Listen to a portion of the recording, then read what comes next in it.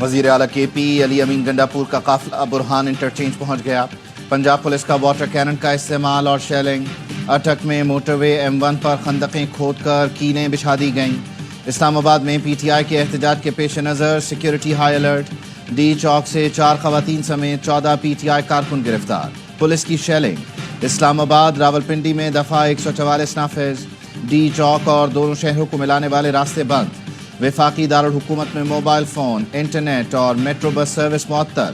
راولپنڈی، اٹک، سرگودھا اور لاہور میں 3 دن کے لیے دفعہ 144 نافذ۔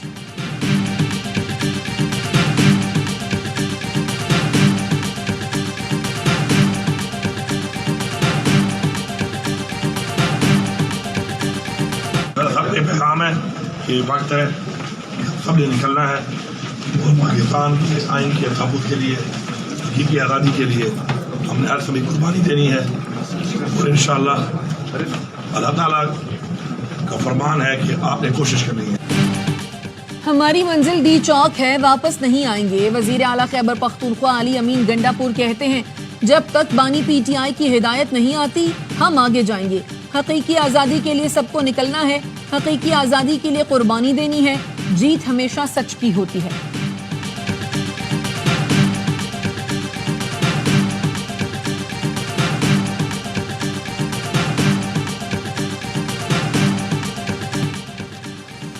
بھارت پاکستان میں ہونے والی ایس سی او سمٹ میں شرکت کرے گا۔ بھارت نے وزیر خارجہ جے شنکر کی ایس سی او اجلاس میں شرکت کی تصدیق کر دی۔ ترجمان نے کہا پاکستان میں 2 طرفہ ملاقاتوں سے متعلق تفصیلات کچھ دنوں میں بتائی جائیں گی۔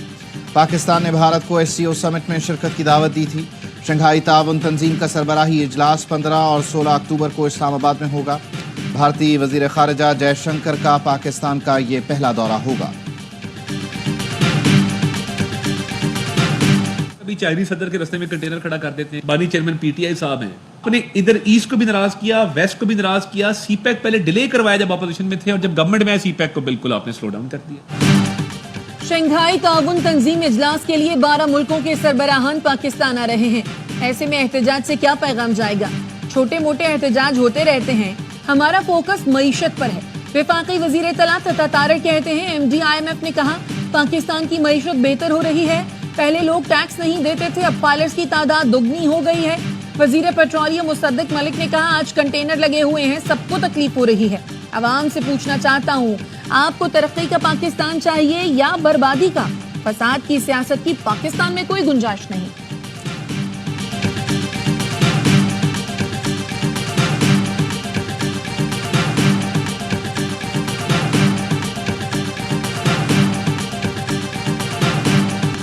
کل بھی ریکویسٹ کی تھی کہ یہ موقع نہیں ہے پروٹیسٹ کرنے کا، یہ دن نہیں ہے پروٹیسٹ کرنے کے، ان کا رائٹ ہے جلسہ جلوس، لیکن اس طریقے سے نہیں جس طریقے سے ہو رہا ہے۔ کسی ایک بندے کے پاس ہمارے گن نہیں ہے، سوائے ایس پی کے کسی کے پاس گن نہیں ہے۔ خیبر پختونخوا سے آنے والے اسلام آباد پر دھاوا بولنے آ رہے ہیں، ان کے پاس اسلحہ ہے، امید ہے ہوش کے ناخن لیں گے۔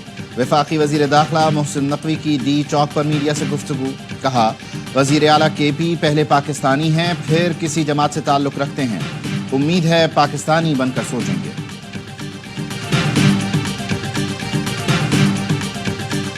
اسرائیل جو ہے پاکستان کے ساتھ فوجی پنگا نہیں لے سکتا، پاکستان ایک ایٹمی قوت، ہمارے ساتھ تو اس نے پنگا لیا، دنیا میں ایٹمی جنگ جو ہے چھڑ سکتی ہے، اس لیے وہ فوجی طور پہ ہمارے اوپر حملہ آور نہیں ہو رہے، وہ عمران خان کے ذریعے ہمارے اوپر حملہ آور۔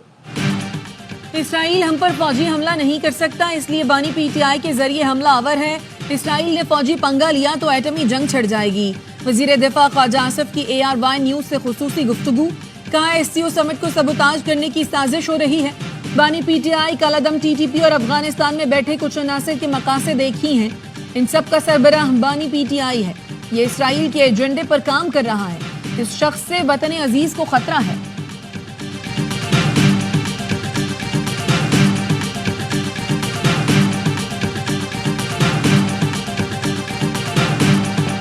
ملک کے مختلف شہروں میں موبائل اور انٹرنیٹ سروس متاثر، صارفین کو مشکلات کا سامنا۔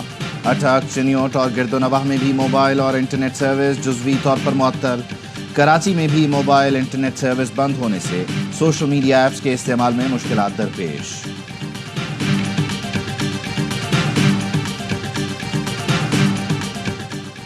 मलेशिया के वजीर-ए-आज़म दौरे पाकिस्तान के बाद वापस रवाना। वजीर-ए-आज़म शहबाज शरीफ ने मुअज़्ज़ज़ मेहमान को नूर खान एयरबेस से रुखसत किया। शहबाज शरीफ ने कहा अनवर इब्राहिम के साथ ताल्लुकात मजीद मजबूत करने पर इत्तफाक हुआ। पाक मलेशिया बिजनेस फोरम में तिजारत के फरोग पर मुस्बत पेशरफ्त हुई। तिजारत के फरोग से बरामदात में इजाफा, रोजगार के नए मौके पैदा होंगे। दौरे में मलेशियन वजीर-ए-आज़म ने सदर, वजीर-ए-आज़म, आर्मी चीफ से मुलाकातें की। मलेशियन वजीर-ए-आज़म को आला तरीन सिविल एजाज निशान पाकिस्तान से नवाजा गया।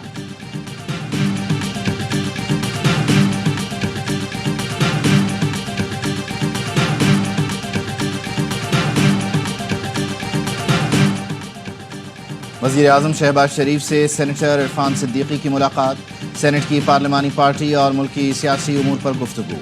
इरफान सिद्दीकी ने वज़ीर-ए-आज़म को मौलाना फजल रहमान से मुलाकात और नून लीग की सेनेट में पार्लिमानी पार्टी की कारकर्दगी से आगाह किया। वज़ीर-ए-आज़म को अक़वाम मुत्तहिदा में उम्मत मुस्लिमा के मौक़िफ़ को भरपूर अंदाज में पेश करने पर मुबारकबाद भी दी।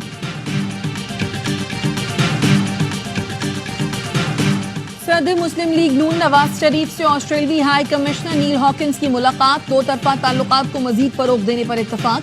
नवाज शरीफ ने कहा ऑस्ट्रेलियाई सरमायाकारों की पाकिस्तान में सरमायाकारी पर मुकम्मल मुआवनत करेंगे। ज़राअत IT के शोबे में ऑस्ट्रेलिया के तजुर्बे से मुस्तफीद होना चाहते हैं। नील हॉकिंस ने कहा पाकिस्तान के साथ ताल्लुकात मजीद फरोग देने के लिए कोशां हैं।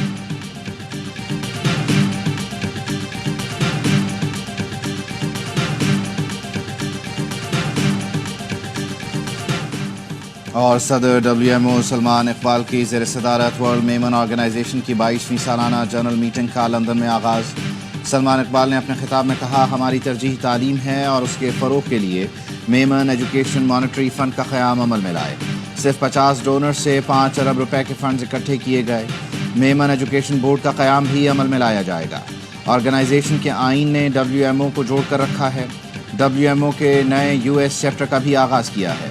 सालाना जनरल मीटिंग में अमरीका, मशरक़ वस्ता, जनूबी अफ्रीका, श्रीलंका, पाकिस्तान, भारत और यूरोप समेत बरतानिया के मुख्तलिफ शहरों से मेमन कम्युनिटी की अहम शख्सियात की शिरकत।